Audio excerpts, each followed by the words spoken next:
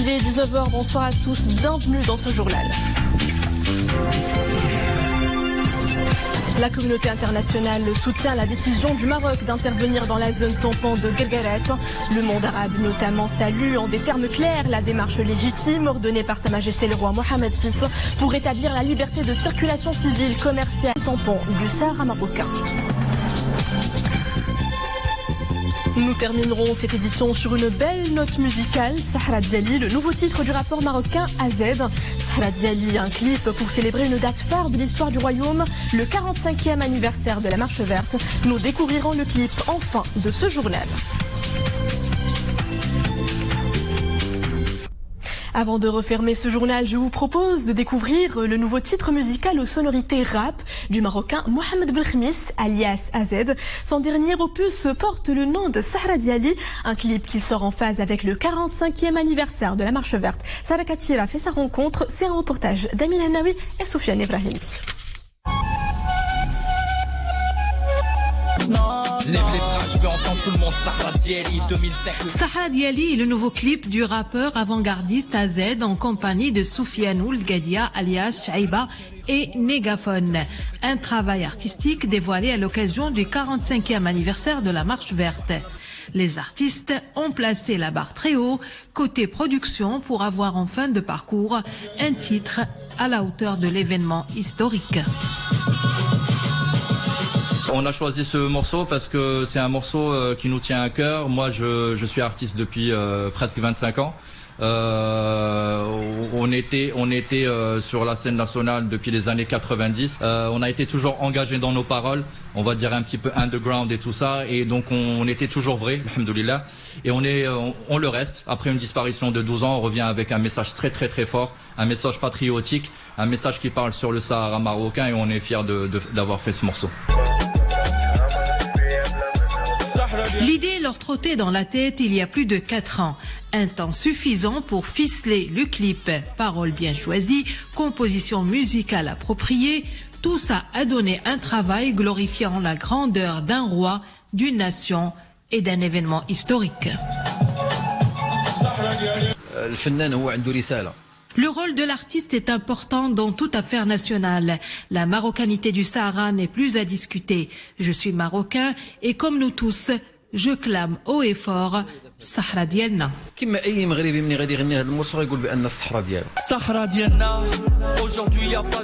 titre patriotique sera édité dans le cadre d'un album réunissant AZ et Soufiane. Mais déjà sur les réseaux sociaux, la chanson est un vrai succès. Sahra Diali, Sahra Diali. AZ ou quand la rime avec l'engagement patriotique. Voilà, c'est la fin de cette édition. Merci à vous d'avoir suivi. Je vous retrouve demain à la même heure. منطقة الجرجرات تستعيد هدوءها المعتاد بعد تدخل القوات المسلحة الملكية ونشاط النقل الطرقي يعود إلى وضعه الطبيعي. أصدر مجموعة من الفنانين المغاربة في مجال موسيقى الراب أغنية جديدة حول الصحراء المغربية تحمل اسم الصحراء ديالي. الأغنية تم إصدارها احتفاء بالذكرى 45 للمسيرة الخضراء المظفرة تهدف لإبراز مدى تشبث جميع المغاربة بوطنهم ووحدة أراضيهم من طنجة إلى القويرة. أمين هناوي وسفيان إبراهيمي.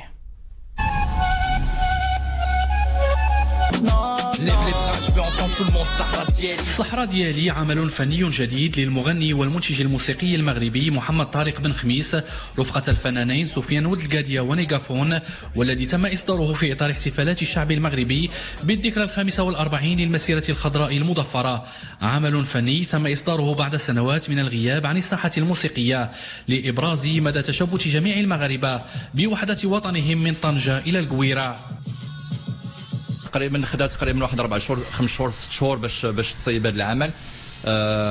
كل شيء بدا من الموسيقى، باسكو كان خاصنا ديجا نلقاو الموسيقى اللي تكون جذابه وتكون عندها واحد الطابع مغربي وعربي ووطني. الصحراء ديالنا تراب مغربي وبغينا ناكدوا عليها ونعاودوا ناكدوا عليها لا الاجيال اللي هما قبل، حيت حنا تقريبا في الجيل ديال المسيره، لا الاجيال ديال دابا، لا الاجيال ديال لو فيتور. هذا العمل الفني الذي تم إنتاجه باستعمال أحدث التقنيات التصويرية والإنتاجية يبرز اعتزاز المغاربة بتراثهم وتقاليدهم، وأيضا دور الفنانين في ترسيخ قيم المواطنة وحب الوطن ووحدة أراضيه.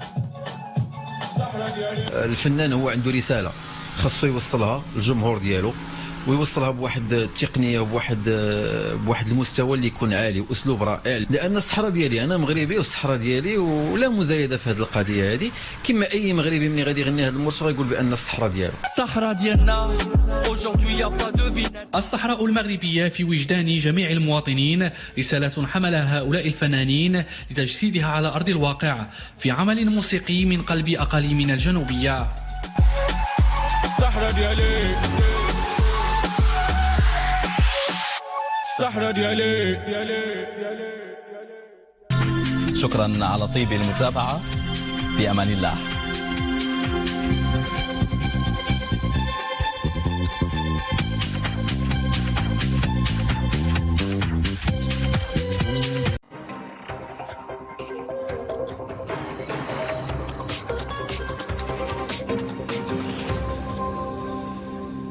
المسائية، أهلا بكم وهذه أبرز العناوين.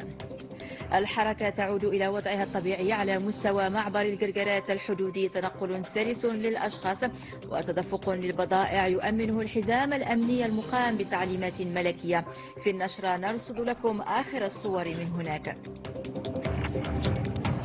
فشل وعجز على أرض الواقع يحاول الكيان المزعوم إخفاءه عبر الترويج لأخبار زائفة ومضللة. أكاذيب وبيع للوهم واختلاق للأخبار غدا ديدن البوليزاريو هذه الأيام. وضع وبائي مقلق ببلادنا، 82 حالة وفاة جديدة وقرابة 5000 حالة إصابة مؤكدة بالداء. وإقليم الدريوش يسارع لاحتواء العدوى بفرض إجراءات احترازية مشددة. الفن في خدمة قضايا الوطن، صوت الحسن ينادي والعيون عينية، أغاني خالدة توارثناها جيلا بعد جيل، والإبداع يتواصل بفضل شباب غيور على وحدة وطنه الترابية. الوحدة الترابية للمملكة، قضية الوطن الأولى ما زالت، وعلى مدى 45 سنة مرت من عمر ملحمة المسيرة الخضراء ما زالت تلهم الفنانين لإبداع أغاني وطنية خالدة. فبعد صوت الحسن ينادي والعيون عينية اللتان توارثناها جيلا بعد جيل، يواصل جيل من الشباب الغيور طرح إبداعات أخرى تستحضر قضية الوحدة الترابية للمملكة. الفن في خدمة القضايا العليا للوطن، في روبورتاج صديق بن زينة، سعيد بن زيزو وفاضل سعدوني. معبر القرقرات يعبر بنا آمنين إلى ذاكرة الوطن، فنستحضر إيقاعات الهمم العالية والبطولات التاريخية التي حققتها ملحمة المسيرة الخضراء، ملحمة ألهمت الشعراء وألهبت مهجة الفنانين، فكان إبداع أغنيات خالدات تحولت إلى هوية فنية لقضايا الوطن ووحدته الترابية. ولعل أبرزها أغنية صوت الحسن نادي، كلمات تقطرت من شهد الحماسة والوطنية لدى فتح الله المغاري إلى ميازين الملحن عبد الله عصامي، فيما أبدعت مجموعة جيل جلالة أغنيتها الوطنية الخالدة العيون عينية.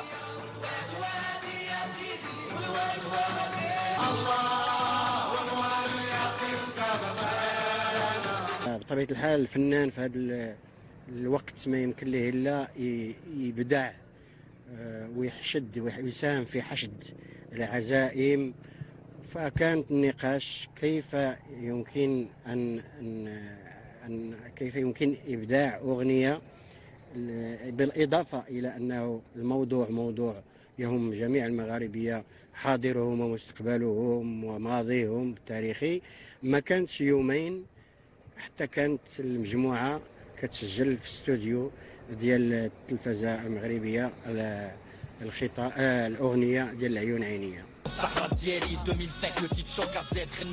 ولأن قضية الوطن الأولى ووحدته الترابية هي قضية شعب ضارب في عمق التاريخ ثابت على ثوابت الوطن مصمم على بناء المستقبل، فإن الإبداع في التغني بقيم الوطن والمواطنة هي قضية استمرارية مترسخة بين الأجيال التي ما تزال تبدع في الملاحم والأغاني الوطنية الخالدة.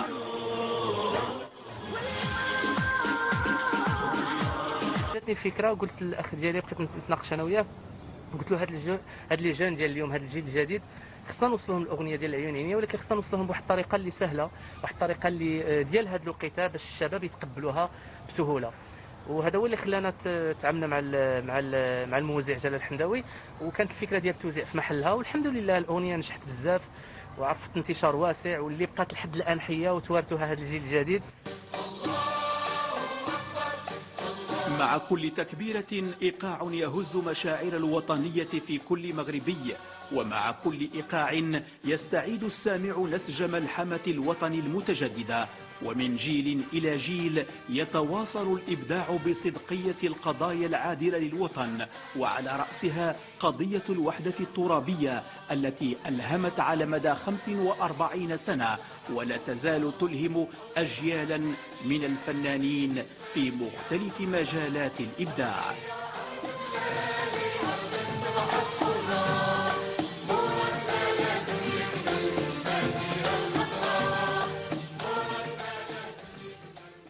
في ختام النشرة نذكر بأبرز ما جاء فيها. تنقل الأشخاص وتدفق البضائع عبر معبر القرقرات الحدودي يتم بشكل سلس في الاتجاهين، يؤمنه الحزام الأمني الذي أقامته القوات المسلحة الملكية بتعليمات من جلالة الملك القائد الأعلى ورئيس أركان الحرب العامة للقوات المسلحة الملكية. تدخل محكم ومشروع أزاح العراقيل التي زرعتها ميليشيات البوليزاريو أعاد الحياة إلى هذا الشريان الطرقي الذي يربط المغرب بعمقه الإفريقي. في المساء نقلنا لكم شهادات سائقين مهنيين مغاربة وأجانب كانوا عالقين بهذا المعبر منذ أسابيع. ولمزيد من الأخبار تفضلوا بزيارة موقع القناة deuxième.ma أو تطبيق ماي دوزام. شكرا لكم على حسن المتابعة، دمتم في أمان الله.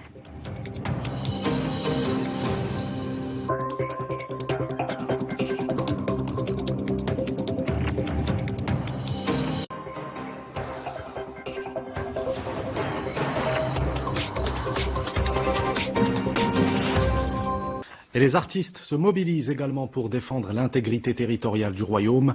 Parmi eux, certains s'étaient déjà mobilisés en 1975 pour la Marche verte. Nos équipes ont recueilli leurs réactions. Le récit est de Salima Benabou. C'est un chant patriotique qui a marqué cette génération partie défendre l'intégrité territoriale du royaume. L'Ayoun Aïnia fait partie des airs chantonnés sur le chemin de la Marche verte en 1975. Un texte empli de dévouement et d'amour qui marque depuis 4 décennies les Marocains, à commencer par Mohamed Derhem avec son groupe Gil Gilala.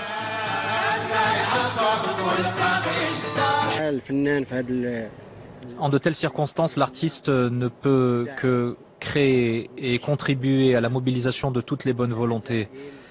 Nous avions discuté à l'époque sur la manière de composer une chanson, sachant que le sujet concernait et concerne toujours aujourd'hui l'ensemble des Marocains.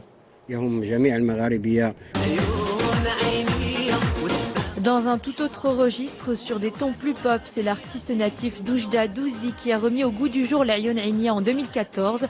Bien plus qu'une simple démarche artistique, un acte militant.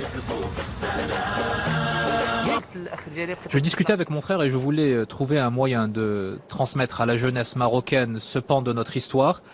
Il fallait donc faire passer le message de manière ludique et qui soit dans l'air du temps. Ce titre emblématique continuera d'inspirer des artistes d'horizons divers. Dernier en date, le rappeur AZ qui a revisité ce chef-d'œuvre du patrimoine musical et culturel marocain. Une autre reprise, un autre regard, mais toujours ce même symbole d'unité. Sahara Diana, aujourd'hui y a pas de binetna. La marche vers le sang jusqu'à maintenant.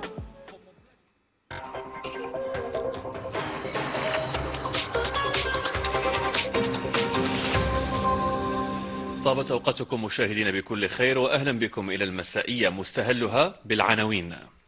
على خلفية تطورات القضية الوطنية خاصة الوضع في منطقة الجرجرات بالصحراء المغربية، جلالة الملك محمد السادس أجرى اليوم اتصالا هاتفيا مع الأمين العام للأمم المتحدة أنطونيو غوتيريش. معبر الجرجرات الدولي يحظى بأهمية قصوى باعتباره شريان الاقتصاد العابر للقارات الرابط بين أوروبا وأفريقيا عبر المغرب. من الحدود مع الجارة موريتانيا نرصد المعاملات التجارية من وإلى المغرب. بمناسبة اليوم العالمي للتسامح الذي يصادف 16 من نوفمبر، نظم بالصويرة لقاء علمي سلط الضوء على مكانة القانون العبري في النظام القانوني المغربي.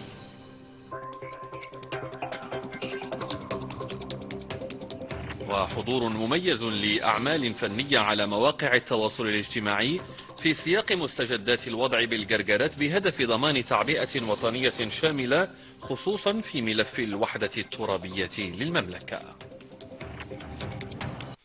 الفنانون والمبدعون والمؤثرون الاجتماعيون بصموا على حضور مميز في مواقع التواصل الاجتماعي على خلفية مستجدات الوضع في منطقة الجرجرات.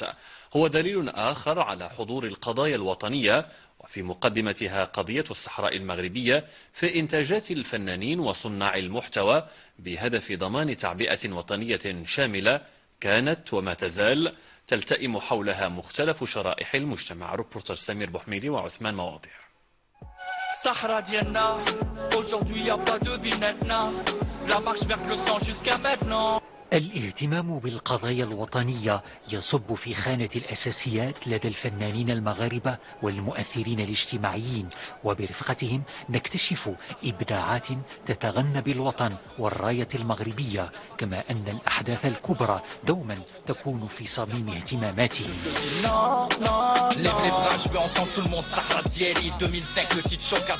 سا ماجستي الله ينصرو اللي كيشرف على هذا الشيء، زعما فريمون كما كنقولوا عرفوا كيفاش يتعاملوا مع هذا المشكل اللي طرا في الجرجرات. وحنا حتى حنا فاش شفنا هذا المشكل فريمون، حيت هذا الشيء كنا كنتوقعوه من شحال هذه، وصلنا لهذاك الشيء اللي بغينا غير بالهدوء والسياسه. الحمد لله نصرنا الله عليهم، وغادي ديما نكونوا منصورين عليهم ان شاء الله، حيت ديما هذا هو الميساج اللي بغيت ندوز انا، سي كو التراب ديالنا والصحراء ديالنا مغربيه. شباب اليوم صار مرتبطا بشكل وثيق بمواقع التواصل الاجتماعي على اختلافها، وإطلالة سريعة هنا وهناك تؤكد بالملموس حجم الارتباط الكبير بالأحداث الوطنية الكبرى. الرسائل واضحة عبر الهاشتاج أو الفيديو القصير، إنها عملية لصناعة محتوى مؤثر يثمن المبادرات الوطنية. أول حاجة بان أنه كان واحد التفاعل اللي هو جيد وإيجابي، اللي كيبين الروح الوطنية والوعي ديال المغاربة تجاه قضية معبر الكركرات والصحراء المغربية. وهادشي صراحة كيردنا فرح، لحقاش كنحسوا أن المواطنين باغيين يندمجوا ويكونوا جزء من هذا الموضوع. واضح إذن مدى الاهتمام الكبير لجيل الفنانين الشباب والمؤثرين الاجتماعيين بقضايا وطنهم المغرب.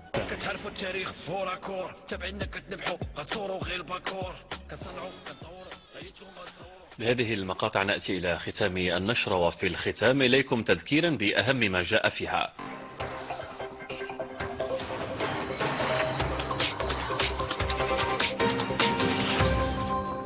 Bienvenue à tous à InfoSoir, voici les titres de ce lundi. Sa Majesté le Roi Mohamed VI s'entretient au téléphone avec le secrétaire général des Nations Unies, Antonio Guterres, un entretien qui a porté sur les derniers développements de la question nationale, notamment la situation dans la zone de Guergueret au Sahara marocain. 3 jours après l'opération menée par les éléments des forces armées royales, sur haute instruction de Sa Majesté le Roi Mohamed VI, le passage frontalier de Guergueret reprend, vous allez le voir, son activité normale et retrouve son calme. Le bilan des décès et des cas de contamination au Covid-19 continue de s'alourdir. Le compte rendu quotidien de la situation épidémiologique au Maroc fait état de 71 nouveaux décès et 3012 nouveaux cas d'infection enregistrés ces dernières 24 heures. Le 45e anniversaire de la Marche Verte pousse les artistes et aussi, vous allez le voir, certains influenceurs et blogueurs à exprimer une nouvelle fois leur attachement à la marocanité du Sahara. Une mobilisation amplifiée aujourd'hui avec les récents événements de Guerguerat. C'est bien connu, la Marche Verte et en particulier les slogans chantonnés par toute une génération partie défendre l'intégrité territoriale du Maroc marquent encore et toujours les Marocains, à commencer par les artistes. Il ne se passe pas une année sans qu'une reprise voie le jour.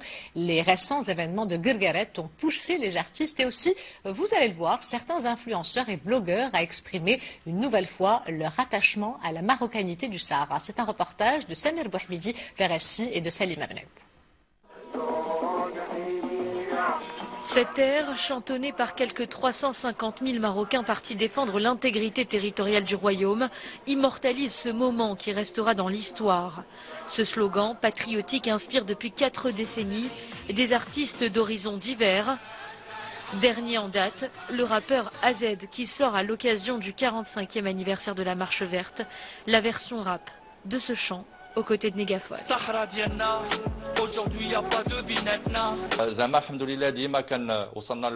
En ce qui concerne les récents événements de Guerguerat, nous sommes parvenus à ce que nous voulions, de manière pacifique. C'est le message que je souhaite faire passer. C'est important, ce sont nos terres, le Sahara est marocain et sa personne ne pourra nous l'enlever.